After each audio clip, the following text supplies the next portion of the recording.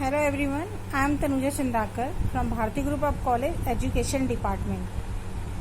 पिछली क्लास में हमने प्रयोजनवाद के अर्थ, परिभाषाएं, विशेषताएं, उद्देश्य, इतनी चीज़ें हमने एक्सप्लेन कर दिया था।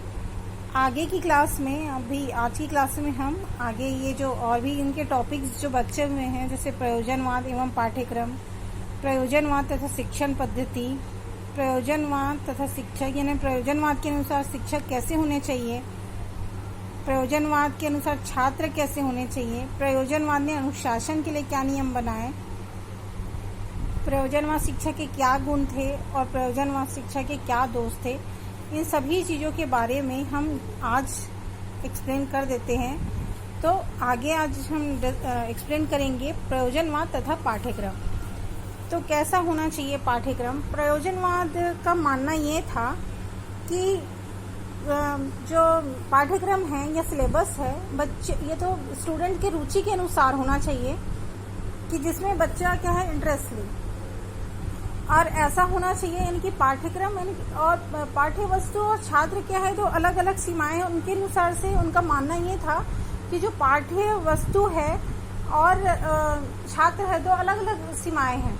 यानी कि पाठ्यक्रम ऐसा होना चाहिए, उनका कहना ये था कि पाठ्यक्रम ऐसा होना चाहिए जो उसके भविष्य में काम आए, निकट भविष्य में काम आए, जिसको वो उनकी पढ़ने के बाद उनको उनकी आगे वो अपनी लाइफ, जो संघर्ष है उनकी लाइफ है इनकी, वो एक तरह से वो अपना जीवन यापन कर सके। यानी ओवरऑल कहने का मतलब ये है कि वो बेरोजगार न रहे, वो अपने जो भी नीड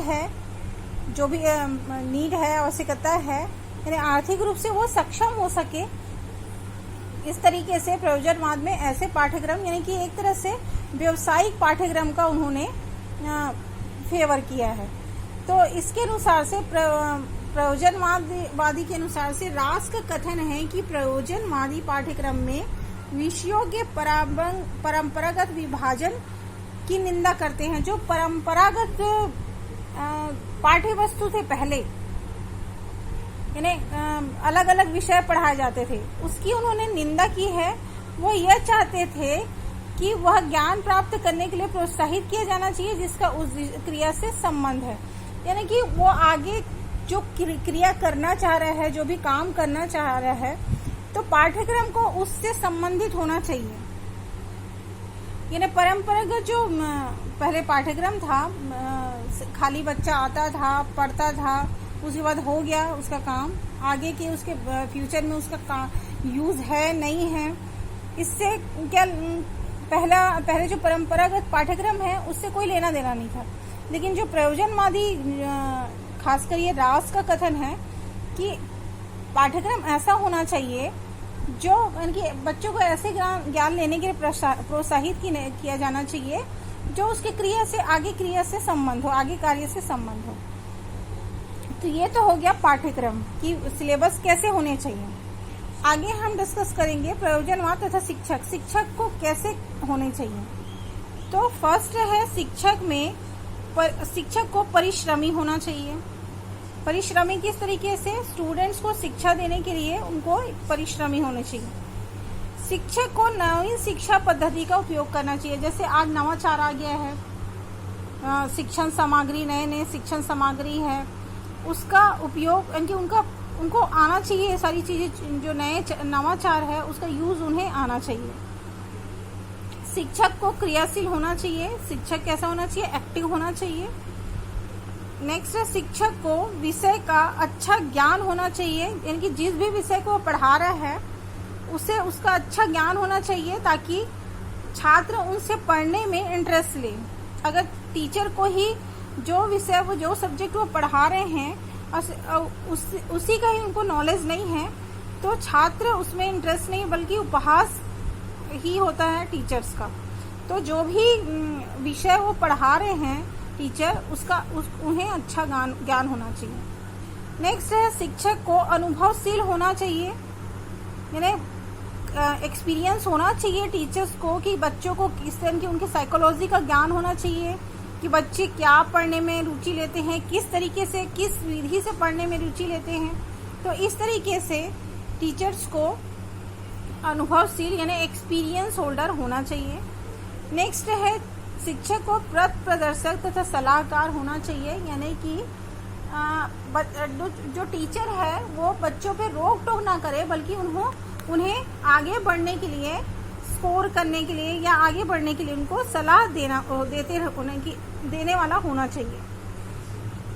नेक्स्ट है शिक्षक को जीवन कला में निपुण होना चाहिए, यानी कि बोलने का मतलब ये है कि शिक्षक क्या है कि ना ही बहुत ज़्यादा पॉजिटिव हो, ना कि एक जीवन कला में निपुण होना चाहिए कि उनको लाइफ कैसी जीनी है, ताकि वो बच्चों को भी उसी तरीके से वो बच्चे उनका आइडल बने।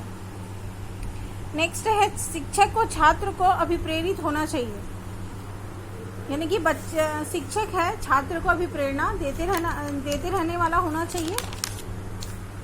नेक्स्ट है प्रयोजनवाद एवं छात्र, यानी प्रयोजनवाद जो प्रैग्मेटिज्म है, एजुकेशन है, उनके अनुसार से अब छात्र को कैसे होना चाहिए, स्टूडेंट्स को कैसे होना चाहिए, तो उनके अनुसार से वो विनयशील होना चाहिए। नेक्स्ट सबका हित चाहने वाला होना चाहिए। नेक्स्ट निर्णय लेने में बच्चा जो भी है वो निर्णय लेने में, आजकल के बच्चे निर्णय लेने में सक्षम नहीं होते, तो बच्चा ऐसा होना चाहिए कि वो सक्षम हो।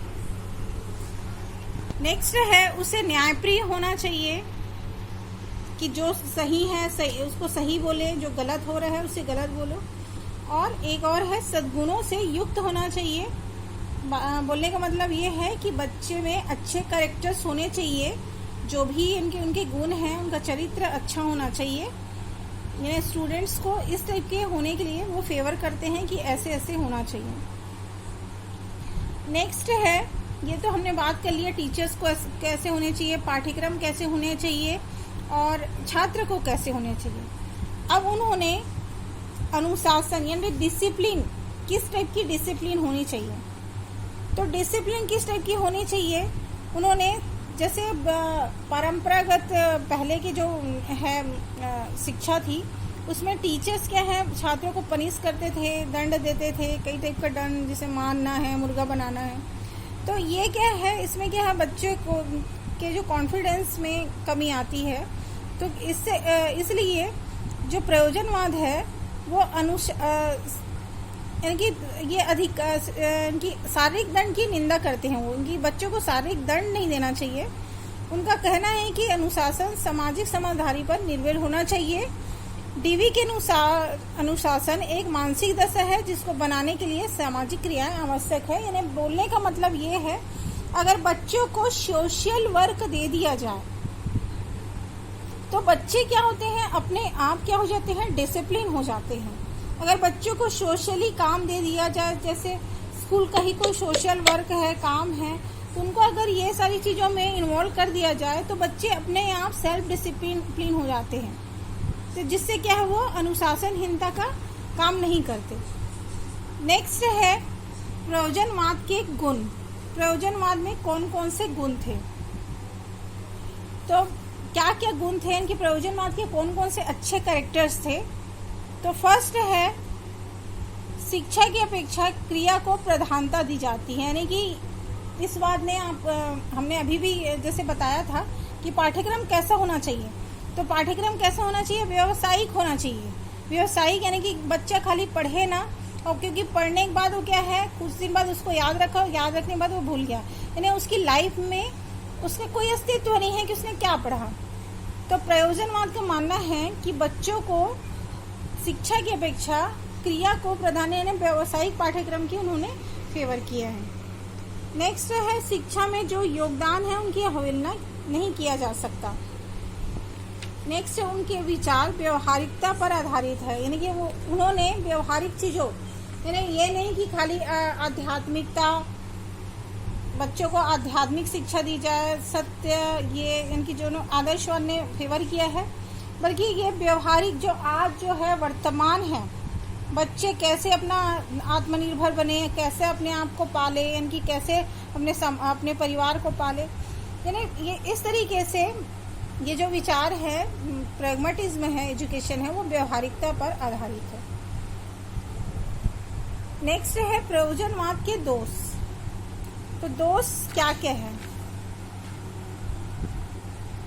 एक तो ये है कि यह पूर्व निश्चित आदर्शों तथा मान्यता को अस्वीकार करता है, यानी कि वो परंपरागत और जो धर्म, ये आध्यात्मिकता, मेरे मान्यता, आदर्शों को क्या करते हैं वो, यानी जो प्रयोजनवाद है वो साइंटिफिक तरीके अपनाना चाहता है।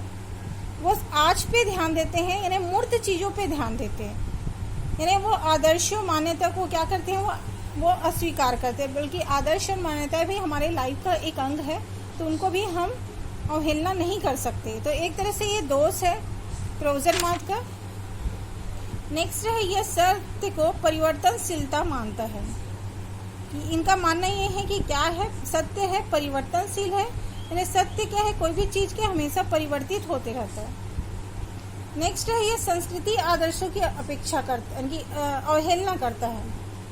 आदर्शों की इन्होंने हमें अवहेलना की है, ये व्यवहारिक प्रैक्टिकल पे ही इन्होंने ज़्यादा फोकस किया है। नेक्स्ट है, शिक्षा कोई निश्चित उद्देश्य नहीं होता। इनकी प्रयोजनवाद ने शिक्षा को कोई निश्चित उद्देश्य नहीं दिया कि शिक्षा के क्या उद्देश्य, सही मायने में क्या उद्देश्य होने चाहिए। नेक्स्ट है, प्रयोजनवाद सत्य को परिवर्तनशील मानता है। तो ये हो गए गुण भी हमने एक्सप्लेन कर दिया है और दोष भी एक्सप्लेन कर दिया है। लास्ट आपको उपसंहार लिखना है, तो ओवरऑल आपने जितनी चीज़ें इसमें लिखी, प्रयोजनवाद के बारे में जितनी चीज़ें आपने लिखी, प्रस्तावना में क्या लिखा था, अर्थ में क्या लिखा था, परिभाषा में क्या लिखा था, उनके विशेषताओं में क्या क्या लिखा था आपने, उनके उद्देश्य में क्या लिखा था, पाठ्यक्रम कैसा होना चाहिए, शिक्षण पद्धति क्या थी, शिक्षक को कैसे होने चाहिए, छात्र को कैसे होने चाहिए, अनुशासन, डिसिप्लिन कैसा होना चाहिए, प्रयोजनवाद शिक्षा के क्या क्या गुण थे, अच्छी क्वालिटीज़ क्या थी, उनकी दोष यानी कि उनकी सीमाएं क्या थी। तो ये सारी चीज़ें ओवरऑल आपको उपसंहार में मेंशन करना है। उसके बाद लास्ट आपको देना है रेफरेंस। तो हमने पिछली क्लास में भी, पिछले नोट्स में भी बताया था कि रेफरेंस आपको देना है पूनम मदान। जितने भी आप आंसर लिखेंगे फिलॉसफी से रिलेटेड, तो उसमें आपको पूनम मदान देना है। वैसे इस जो फिलॉसफी के राइटर एक एन पापा भी है, पर उनको एफिलिएशन नहीं है अभी, इसलिए उनका नाम अभी नहीं लिखना है आप लोग को। तो ये चीज़ें देख लीजिए, ये उपसंहार लास्ट में इस टाइप का लिखा हुआ है। और भी उपसंहार है, जैसे डॉक्टर राम सकल पांडे, पूनम मदान का मैंने नाम बता दिया, और डॉक्टर रीना श्रीवास्तव। आप ये दो रेफरेंस भी और दे सकते हैं। तो आगे आप लोग और देखते रहिए, हम अभी और आगे वीडियो फिलॉसफी से रिलेटेड और आगे हम आप लोग को पहुंचाते रहेंगे। Okay, thank you so much, keep watching.